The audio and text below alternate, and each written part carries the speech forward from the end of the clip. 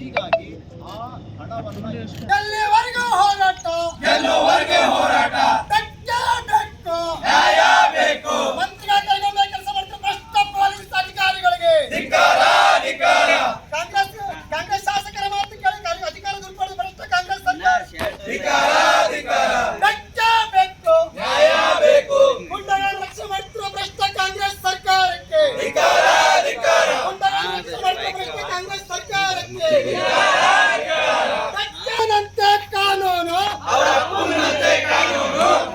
ಕಲಬುರಗಿ ಉಸ್ತುವಾರಿಗಳ ಮಾತು ಕೇಳಿ ಮಂತ್ರಿಗಳ ಕೈಗೊಂಡ ಕೆಲಸ ಮಾಡ್ತಿರುವ ಭ್ರಷ್ಟ ಪೊಲೀಸ್ ಅಧಿಕಾರಿಗಳಿಗೆ ಅಮಾಯಕರ ರಕ್ಷಣೆ ಕೊಡದ ಪೊಲೀಸ್ ಅಧಿಕಾರಿಗಳಿಗೆ ಅಮಾಯಕರಿಂದ ರಕ್ಷಣೆ ಕೊಡುವ ಭ್ರಷ್ಟ ಪೊಲೀಸ್ ಅಧಿಕಾರಿಗಳಿಗೆ ಮಲ್ಲಯ್ಯ ಸ್ವಾಮಿ ಅನ್ನುವಂತಹ ವ್ಯಕ್ತಿಯನ್ನ 4-5 ಜನ ಗೂಂಡಾಗಳು ಕಾಂಗ್ರೆಸ್ಸಿನ ಇನ್ಚಾರ್ಜ್ ಮಿನಿಸ್ಟರ್ ಮತ್ತು ದಕ್ಷಿಣ ಕ್ಷೇತ್ರದ ಶಾಸಕ ಅಲ್ಲಂಪ್ರಭು ಪಾಟೀಲರ ಬೆಂಬಲಿಗರು ಈ ಮಲ್ಲಯ್ಯ ಸ್ವಾಮಿಯನ್ನ ಕಿಡ್ನ್ಯಾಪ್ ಮಾಡಿ ಸಿಕ್ಕಾಪಟ್ಟೆ ಹಲ್ಲೆ ಮಾಡಿ ಬ್ಯಾಂಕಿನಿಂದ 20 ಲಕ್ಷ ರೂಪಾಯಿಯನ್ನ ಲೂಟಿ ಮಾಡ್ಕೊಂಡು ಹೋಗಿದ್ದಾರೆ.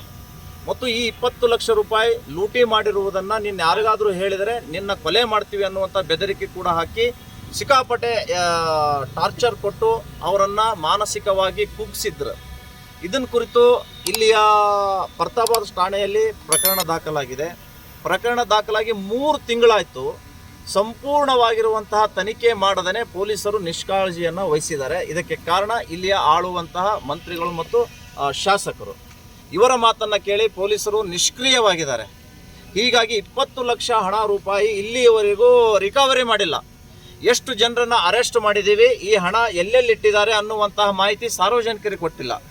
ಹೀಗಾಗಿ ನಾವು ಇವತ್ತು ಪೊಲೀಸ್ ಇಲಾಖೆ ಆಯುಕ್ತರ ಕಚೇರಿಗೆ ಮುತ್ತಿಗೆಯನ್ನು ಹಾಕ್ತಾ ಇದ್ದೀವಿ.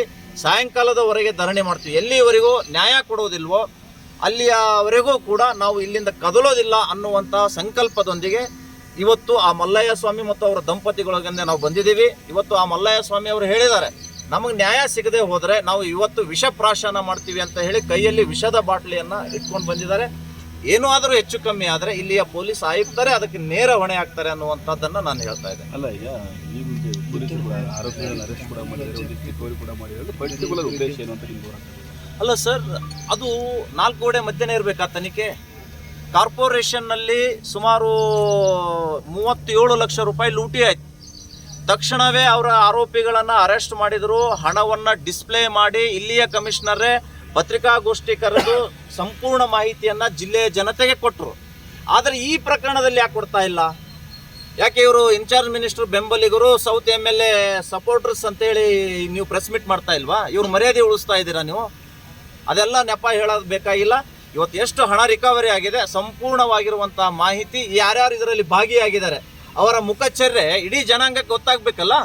ಇವರು ಇನ್ನೊಬ್ಬರಿಂದ ಇನ್ನೊಬ್ಬರು ಮೋಸ ಮಾಡಬಾರ್ದಲ್ಲ ಇವರು. ಹೀಗಾಗಿ ಅದನ್ನು ಪ್ರಚಾರ ಪಡಿಸ್ಬೇಕು, ಅದನ್ನು ಪ್ರಸ್ತುತಪಡಿಸ್ಬೇಕು ಅನ್ನುವಂಥದ್ದು ನಮ್ಮದಿದೆ. ಬಹಿರಂಗ ಪಡಿಸದೆ ಹೊರತು ನಾವು ಇಲ್ಲಿಂದ ಕದಲೋದಿಲ್ಲ ಅನ್ನುವಂಥದ್ದು ನಾವು ಹೇಳ್ತಾ ಇದ್ದೇವೆ. ಉಸ್ತುವಾರಿ ಸಚಿವರು ಮತ್ತು ಇಲ್ಲಿ ಶಾಸಕರು ಅವರು ರಕ್ಷಣೆ ಮಾಡ್ತಾರೆ. ಯಾಕೆ ರಕ್ಷಣೆ ಮಾಡ್ತಿರೋದು? ಯಾವ ಉದ್ದೇಶ ನೋಡಿ, ಪೊಲೀಸ್ ಆಫೀಸರ್ದು ಇಲ್ಲಿಯ ಶಾಸಕರದು ಕಾಲಿಸ್ಟ್ ತೆಗೆದು ನೋಡ್ರಿ. ಅವ್ರ ಬೆಂಬಲಿಗರು. ಘಟನೆ ಆಗಿದ್ದು ರೈಲ್ವೆ ಸ್ಟೇಷನ್ ನಂದಿಕೂರ್ ಹತ್ರ, ಅದರ ವ್ಯಾಪ್ತಿ ಬರುವಂಥದ್ದು ಯೂನಿವರ್ಸಿಟಿ ಪೊಲೀಸ್ ಠಾಣೆ. ಇದನ್ನು ಬಿಟ್ಟು ಈ ಪ್ರಕರಣವನ್ನು ಮುಚ್ಚಾಕಬೇಕು, ಇದು ನಾನು ಒತ್ತಡ ಆಗ್ತಾ ಇದ್ದೀನಿ ಅನ್ನುವಂಥದ್ದು ಬರಬಾರ್ದು ಅನ್ನುವ ಕಾರಣಕ್ಕಾಗಿ ಪ್ರತಾಪಾದ್ ಪೊಲೀಸ್ ಸ್ಟೇಷನ್ ಕಳಿಸಿದ್ದಾರೆ. ಅದು ಮತಕ್ಷೇತ್ರ ಅಫ್ಜಲ್ಪುರದ್ದು. ಇದನ್ನ ಯಾಕೆ ಮಾಡಿದರು? ಇದರಲ್ಲಿ ಸ್ಪಷ್ಟವಾಗಿ ಆಗುತ್ತೆ. ಮತ್ತೆ ಬಾಂಬೆ ಸತೀಶ್ ಅನ್ನುವಂಥ ಕುಖ್ಯಾತ ರೌಡಿ ಅರೆಸ್ಟ್ ಮಾಡ್ಕೊಂಡು ಜೈಲಿಗೆ ಕರ್ಕೊಂಡು ಹೋಗಿದ್ದಾರೆ ಮನೆಯಿಂದ. ಇಮಿಡಿಯೇಟ್ 2 ಗಂಟೆದಲ್ಲಿ ಅವನನ್ನು ವಾಪಸ್ ಕಳಿಸ್ತಾರಂದ್ರೆ ಇದು ಯಾರ್ದು ರೆಕಮೆಂಡು? ನಿಮ್ಮ ಪತ್ರಿಕೆ, ನಿಮ್ಮ ಟಿವಿಯಲ್ಲೇ ಬಂತು. ಇದನ್ನು ಯಾರ್ದೋ ಬಲವಾದ ಕಾರಣ ಇದೆ, ಬಲವಾದ ಮಂತ್ರಿಗಳ ಮತ್ತು ಶಾಸಕರ ಒತ್ತಡ ಇರೋದರಿಂದಲೇ ಇಂತಹ ಕುಖ್ಯಾತ ರೌಡಿಗಳು ಇಲ್ಲಿ ತಲೆ ಎತ್ತಾ ಇದ್ದಾರೆ. ಅದು ನಿಲ್ಲಬೇಕು.